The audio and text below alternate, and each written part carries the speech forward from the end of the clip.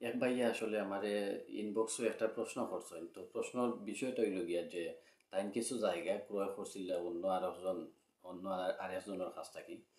তো আসলে এখন তাইন কিন্তু দলিল খরচ হয়নি এবং জায়গাটা কিন্তু তার আয়ত্তে আছে। এখন তাইন আসলে আমারে একটা বিষয় জিজ্ঞাসা যে ভাই আমি তো নামজারি এখন করতাম পারলাম না টাকার লাগি বা টাকার কিছু সমস্যার লাগি আমি আসলে নামজারিটা এখন করতাম পারলাম না।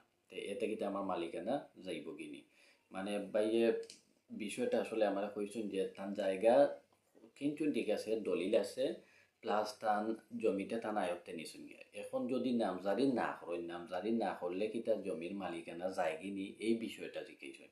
তো আসলে বাইরে আমি কইছি যে নামজারি না করলে কিন্তু জমির মালিকানা যায় না।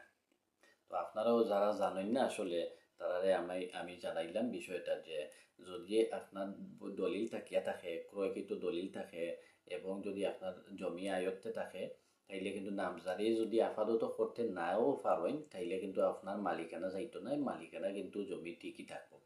তবে চেষ্টা করবা আর কি যত তাড়াতাড়ি সম্ভব নামজারিটা করে নেওয়ার লাগে নামজারি করলে কিন্তু আপনি নিজের নামে কিন্তু ওই যে জমির যে খাজনাটুকু খাজনা আছে এগুলা কিন্তু দিতে পারবা। তো আসলে জমির মালিকানা যে যাইব কি এমন নাই। তো অর্থাৎ মালিকানা যাইতো নাই এটা নিয়ে আর টেনশন করবা না কেউ। যদি নামজারি নিজের নামে নাও করুন তাইলে কিন্তু জমির মালিকানা আপনার নাম থেকে যাইতো কি নাই, অর্থাৎ মালিকানাটা নষ্ট হইতো না।